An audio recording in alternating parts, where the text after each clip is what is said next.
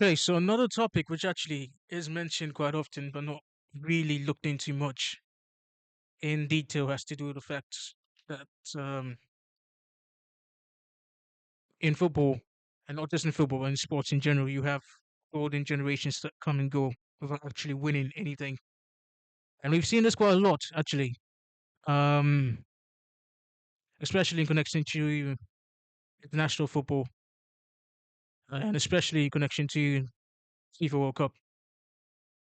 I think looking back, you have the classical examples of certain teams, such as, well, for instance, Brazil. So yeah, this is the 2006 squad for Brazil, which was quite a star-studded um, squad back then. So obviously you had the likes of Ronaldinho, Ronaldo, Adriano, or Adriano to some people. And you've got Emerson, Kaká, Roberto Carlos, Lucio Cafu, and the goalkeeper, Dida. Obviously, some of these names you'd actually recognize from the World Cup winning squad of 2002. And in the case of Ronaldo, especially this Ronaldo, Brazilian Ronaldo, um, most people would know he played in the 1998 World Cup, and obviously he featured in the 94 World Cup, but not he actually didn't play much in that one too. And yeah, with Brazil, especially the 2006 squad of Brazil, back then there were quite a lot of expectations on them, especially with these kinds of names of like major football stars back then. Um, Daka, for instance, I think he won well, he was on the verge of winning Ballon d'Or just a year or two after this World Cup. So yeah, he was on the rise as well. With Ronaldinho, especially, he came off the back of winning the Ballon d'Or with Barcelona, and obviously Ronaldo, we already know what he does. Adriano, um, or Adriano in this case, was perhaps in his prime around this time with Inter. And Roberto Carlos, we know what he was like in the 2000s as well. So yeah, in in that era or in that time period, Brazil usually played with a 4-4-2 format, which was essentially the standard format for teams back then. From the 80s, 90s, right up to the 2000s, and then obviously from the 2000s onwards, we begin to see more of the 3-4-3 formations coming up. With the likes of Barca, for instance, under Pep Guardiola. So yeah, there will be people, there will be some who would argue that Brazil could have actually done something at the 2006 World Cup, with Kaká, Ronaldo, Adriano, Ronaldinho, and Roberto Carlos and Lucio too as well, and Cafu and Emerson. But then again, you'd have to consider the fact that this was a Ronaldo who was slowly getting out of his prime at that time. And I think they faced France in the quarterfinals for this one. Now, up until that point, throughout the competition for that particular edition of the World Cup, they were dominant right up until they came across yeah, Zidane and his heroics in that one, which left a lot to be said, because you would have expected with all these really good names that Brazil would have actually gone on to, if not win the 2006 World Cup, at least make the finals for that one. But sadly, that was not the case. Which is why I can also see why most people would regard the 2006 squad to be one of the golden generations not to actually win anything substantial, despite the fact that they actually had a really good squad for that one. Okay, so moving on to England again, 2006 World Cup. Now a couple or multiple English players from that era. I think Lampard, Gerrard, Beckham, Rooney, especially, also said the same, and Terry too as well. I think most of them mentioned that one of the reasons, or the main reason why this squad could not actually win anything in regards to World Cups and Euros had to do with the fact that they had more allegiance to the club sides, so the Premier League sides, um, which kind of forced a clash between them as a unit within the England national team at that time. So what will happen was that I think, and this has to do with the story which Rio Ferdinand actually mentioned, where you had English players meeting up for lunch, and in this case, so what happened was that those players who played for Liverpool, for instance, so in this case, that would be a Gerrard and possibly an Owen at this time, who used to play for Liverpool, would sit on one side and have lunch. And then for the Chelsea players like Joe Cole, Lampard, Ashley Cole, and Terry, they would sit on another side. And then obviously you have the Manchester United players. Um, so for the Manchester players such as Rooney, Ferdinand, and Gary Neville in this case, and also Beckham, because you have to remember before he went to Madrid, Beckham was part of that unit of United players at that time. So yeah, they would sit on another side. So due to that friction between the club allegiances, they weren't actually able to get connected as a team under English um, under the English flag for this particular World Cup, which is why most would consider this squad, this particular English squad, to be a team or golden generation which never actually amounted much to anything in terms of trophies, which is quite sad because I often wonder what would have happened if they had actually focused more on the national team for this particular World Cup. Because yeah, it could have actually they could have actually bare minimum made finals if they had actually locked in and put in the effort to get there. Okay, moving on to Argentina 2014 or 2014 in this case. Yeah. Now, I wouldn't necessarily call particular side, this particular Argentinian side, a golden generation because yes, they made the finals and yes, they came second place. But aside from Di Maria, Aguero, Messi, and Higuain, and possibly Romero in this case, and Mascherano too as well, the rest weren't really they weren't actually known names in terms of like this particular tournament. So, with the exception of Di Maria, Mascherano, and Aguero, and Messi, and Higuain, and Romero too as well, and possibly Zabaleta. Um,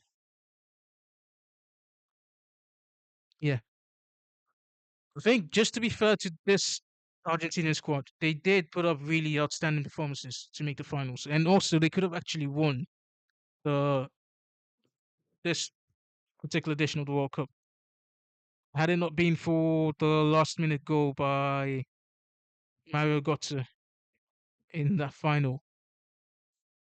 So, in terms of potential to be recognized as a golden generation, not necessarily, because there have been other really good generations to come out of Argentina. But in terms of performances and what they managed to achieve by just making the second place spot, you still have to give them the flowers for that one. All right, so now for this one, yes, this Netherlands squad from the 2010 World Cup can be considered to some degree to be a type of golden generation. Um, that's not to say the others are not the other versions of the Dutch national squad haven't actually had golden generations come and go. But for this particular squad, for the 2010 World Cup, I mean, if you've got the likes of a Van Persie up front, um, a Snyder, Wesley Snyder, who could have actually won the Ballon d'Or for this year, but he got robbed, allegedly, for that particular year. Iron Robin, yes. De Jong, yeah. Heitinger, Kuyt as well, yeah. Yeah. So this is, I think, one thing which is quite ironic about the Netherlands has to do with the fact that they've had different golden generations to come and go. But sadly, they've not actually managed to capitalize on each generation from the past to actually win a World Cup. I think the most successful generation to actually win something for the Netherlands had to do with the 1980s generation, which had Marco van Basten, um, Ruud Gullit, and Frank Rijkaard.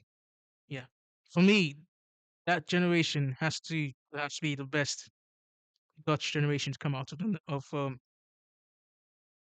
the Netherlands in terms of football. Okay, yes, yes, this is a clear example of an actual golden generation that did not really win anything, fortunately.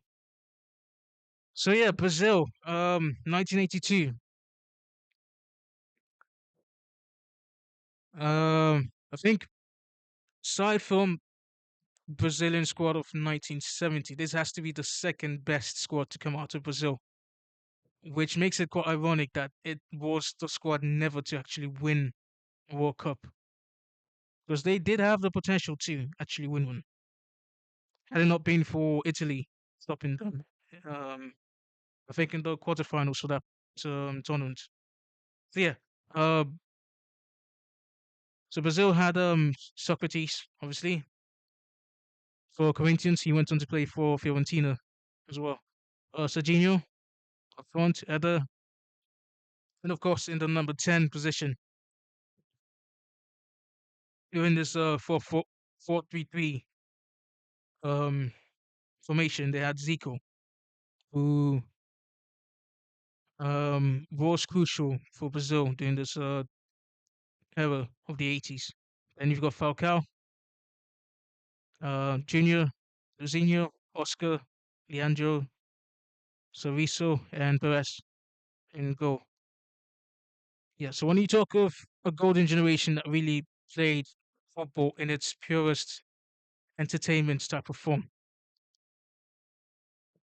again, the 82 generation of Brazil would top that list right after the 70 generation, the 1970 generation of Brazil.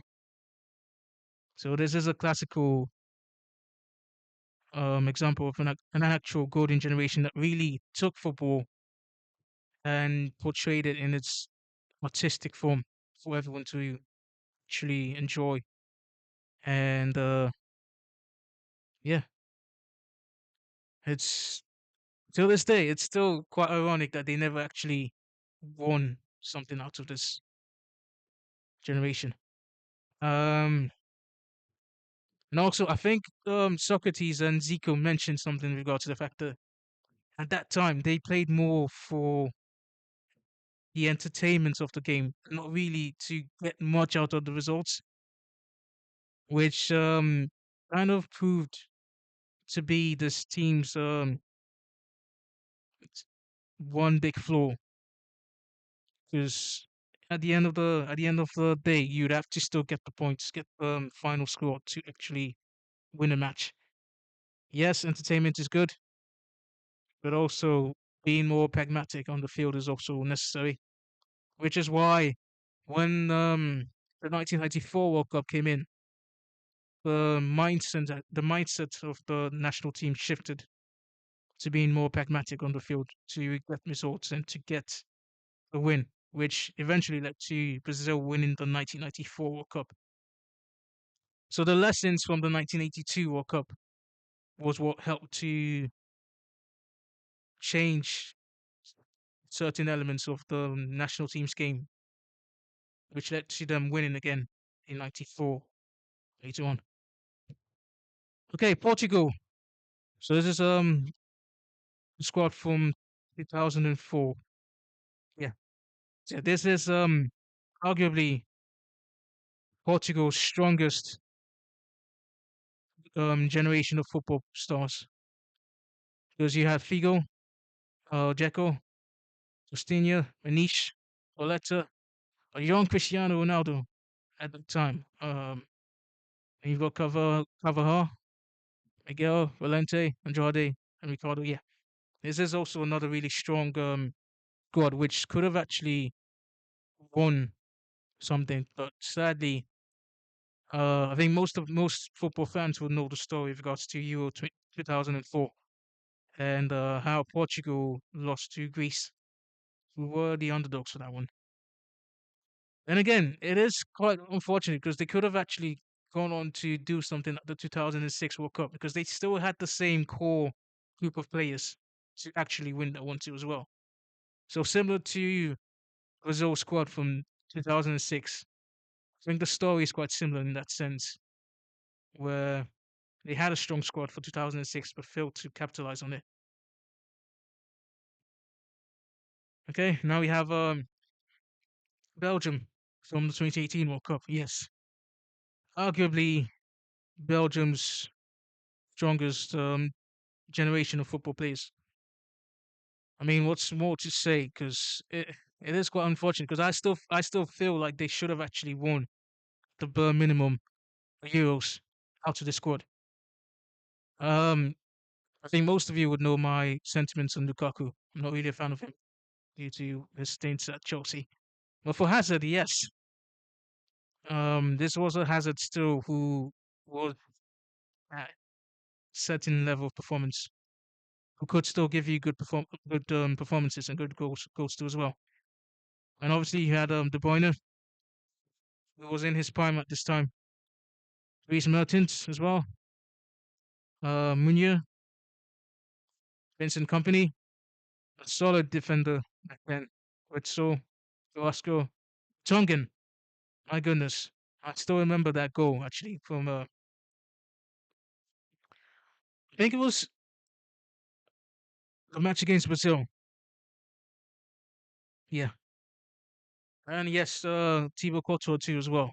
So this generation could have actually won this World Cup too as well.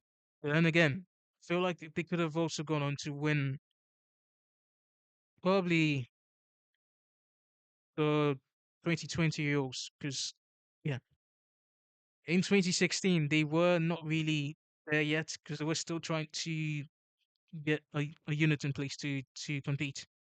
So yeah,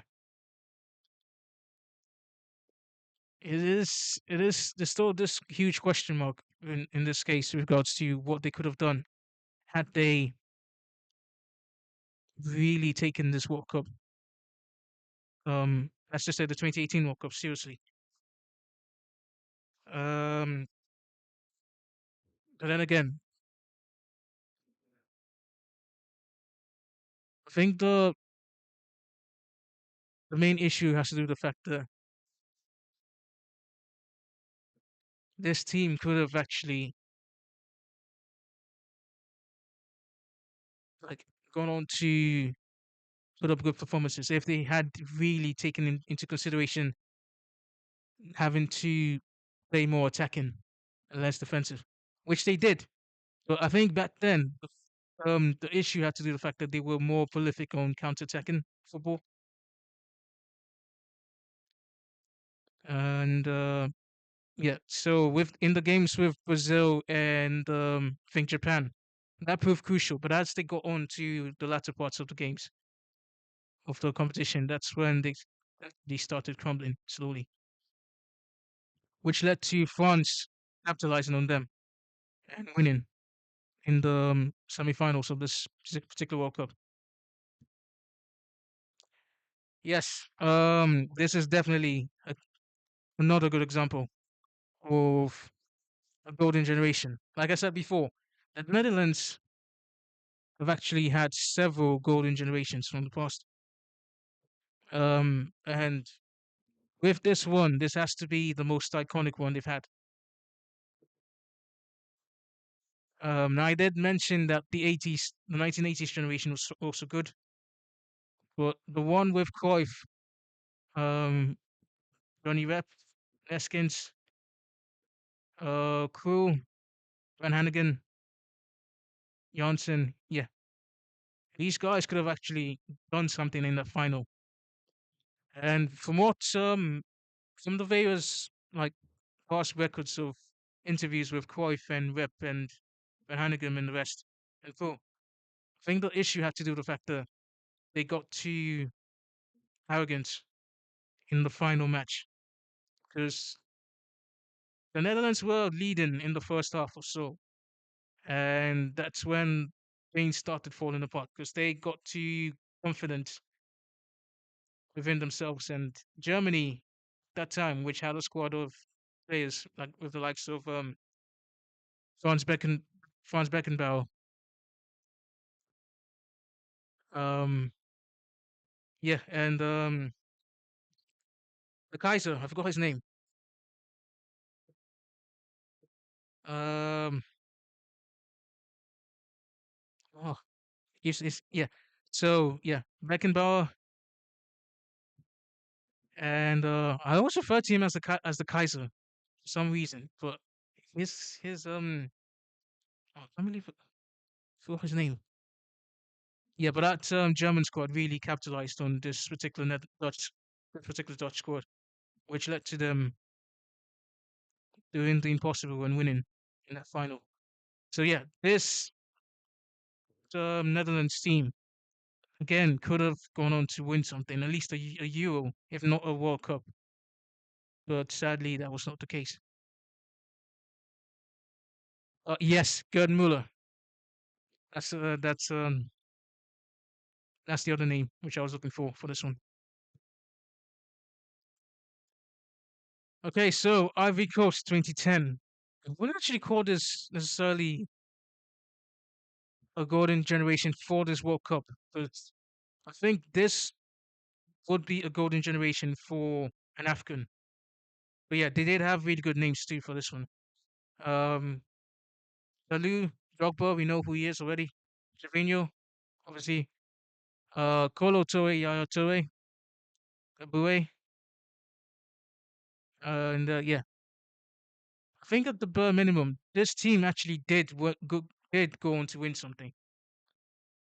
Um, they didn't have Drogba at that time. I think they went on to win the AFCON. Yeah, the 2015 AFCON final against Ghana, actually.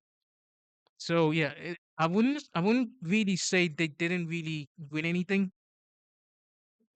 With the exception again of Drogba not being there, this team actually went on to win a trophy at the bare minimum. So in terms of honorable mentions, which have not been included in this list, I would say the Hungarian squad of 1954, which had Nando Hitaguchi and obviously French Puskas. Yeah. So before total football, before Cruyff, yeah. So before Cruyff's Dutch side, we had the Hungarian side, which were the actual originators of total football. So yeah, they could have actually been included in this list too as well as a golden generation, which didn't actually win much. Although they did win the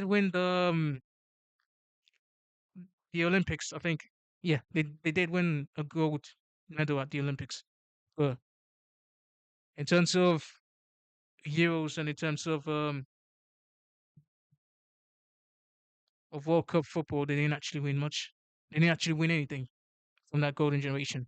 Um, Another team which could also be included in this list, like I mentioned before, has to do with the 1988 Dutch. That's the 1988 Netherlands squad, which I said had the likes of Marco van Basten, College and Rijkaard.